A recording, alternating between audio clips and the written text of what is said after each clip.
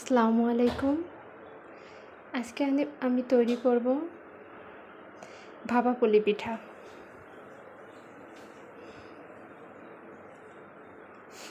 প্রথমে ভাপা পুলি পিঠার জন্য আমি এখানে চালের গুঁড়ি, খেজুরের গুড়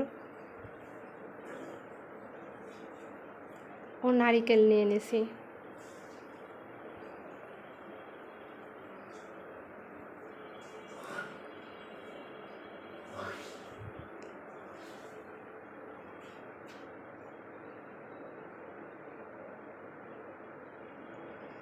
এরপর প্রথমে কড়াই নিয়ে নেব।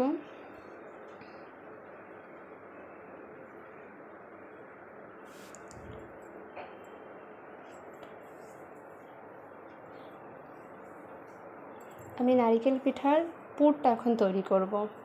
এর জন্য আমি কড়াইতে খেজুরের গুড়,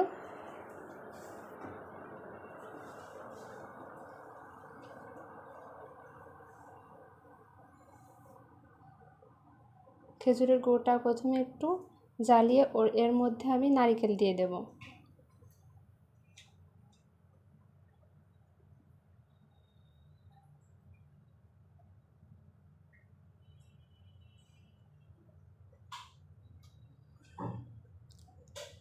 এবার নারিকেল ও খেজুরের গুড়টা আমি কিছুক্ষণ নেড়েচেড়ে নেব।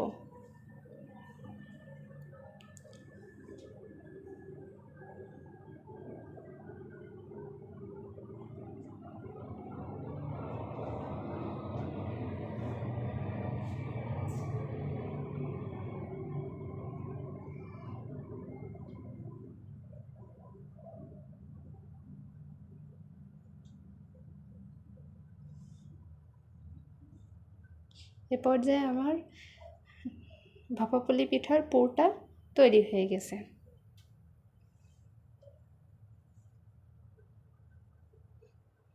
এখন আমি পুরটা নামিয়ে নেব।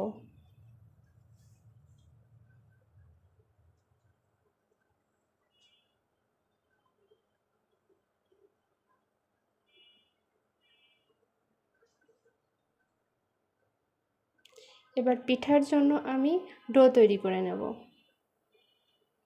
প্রথমে কড়াইতে চালের গুঁড়া দেব। চালের গুঁড়াটা আমরা শুকনো খোলায় এভাবে একটু ভেজে নেব।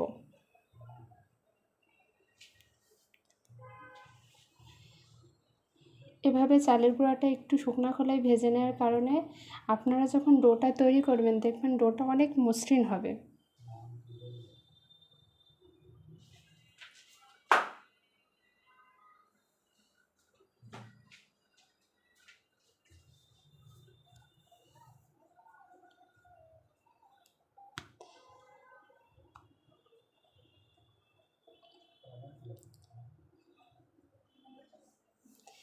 এবার চালের গুঁড়াটা আমি একটা পাত্রে কিছুটাক্ষণ ঠান্ডা করে নেব।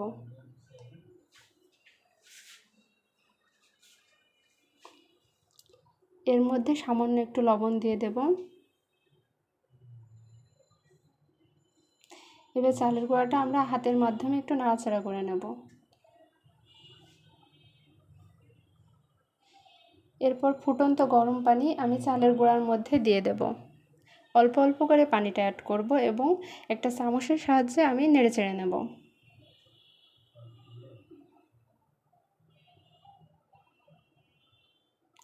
এখানে আপনারা একটা ট্রিক্স ফলো করবেন। আপনারা যে কাপে চালের গুঁড়াটা নেবেন ঠিক সেই কাপেই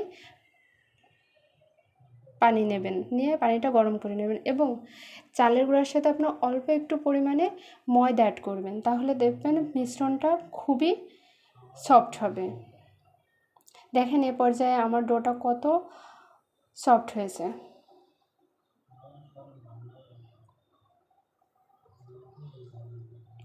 এতে করে আমরা জানি অনেক সময় চালের গুঁড়ার পিঠা তৈরি করতে গেলে ফেটে যায়, শক্ত হয়ে আসে, অনেকক্ষণ স্থায়ী হয় না। অনেক সময় আমরা শুনেছি চালের গুঁড়া দিয়ে পিঠা তৈরি করতে গেলে একটা কাপড় ভিজিয়ে রাখতে হয়, ডোটার উপরে ভেজা একটা কাপড় রেখে দিতে হয়।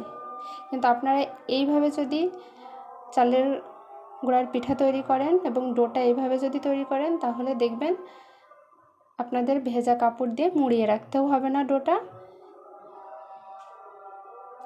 এবার আমরা একটা রুটির শেপ তৈরি করে নেব এবং একটা গ্লাসের সাহায্যে আমি গোল গোল করে কেটে নেব। এ পর্যায়ে আমরা পিঠাটা কীভাবে হোল্ড করব দেখাবো। প্রথমে পুরটা আমি পিঠার মধ্যে দেব, দিয়ে দুই সাইডতে জয়েন করব। এরপর আঙ্গুলের সাহায্যে প্রেস করে করে সিল করে নেব। এখন আপনারা আপনাদের পছন্দ মতো বিভিন্ন শেপে পিঠাটা তৈরি করতে পারেন।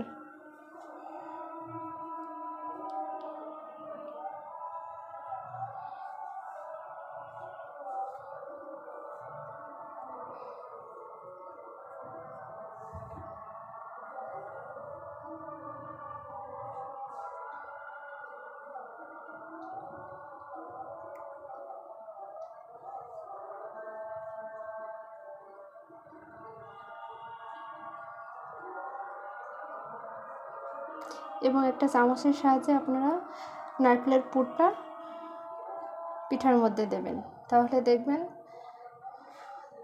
আঙ্গুলের সাহায্যে প্রেস করতে সুবিধা হবে। আঙ্গুল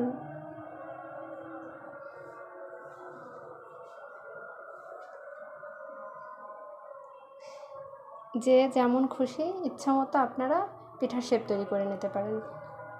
এভাবে আমি সবগুলো পিঠা তৈরি করে নেব।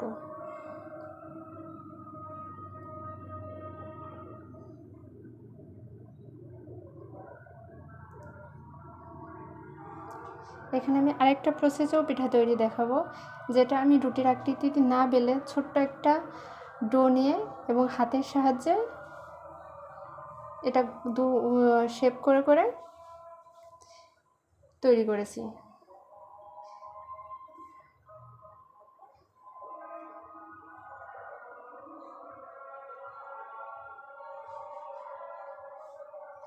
যখন বাটির মতো হয়ে আসবে শেপটা, ঠিক এর মধ্যে নারকেলের পুরটা দিয়ে দেব।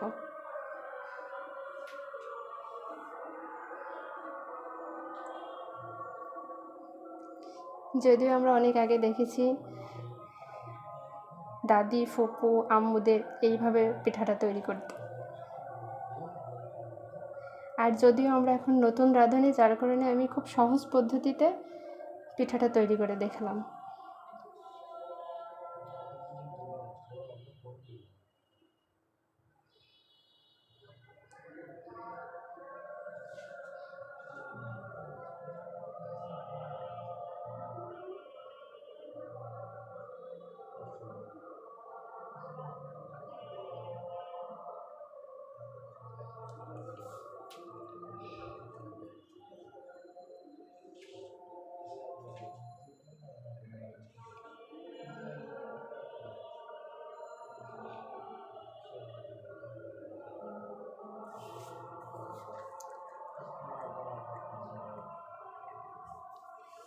আপনারা চেষ্টা করবেন ভিডিওটি না টেনে সম্পূর্ণভাবে দেখার, না হলে আপনারা বুঝতে পারবেন না, কারণ পিঠা একটা লং প্রসেস, যার কারণে সম্পূর্ণ ভিডিওটা না দেখলে তৈরি করা কঠিন হয়ে যাবে।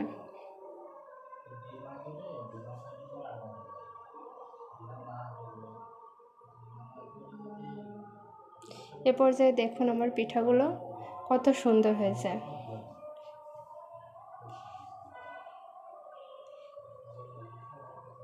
এবার এই পিঠাগুলো আমি ফুটন্ত গরম পানিতে সিদ্ধ করে নেব, যার কারণে আমি একটা রাইস কুকার ব্যবহার করেছি এবং প্রথমেই রাইস কুকারের ভিতরে পানি দিয়ে আমি ভাপটা উঠিয়ে নিয়েছি। এরপর আমি পিঠাগুলো সব দিয়ে দেব, তারপর 10 থেকে 15 মিনিট এটা আমি সিদ্ধ করে নেব। দেখেন এই পর্যায়ে আমার পিঠাটা কত নরম ও পরিপূর্ণভাবে ফুলে গেছে।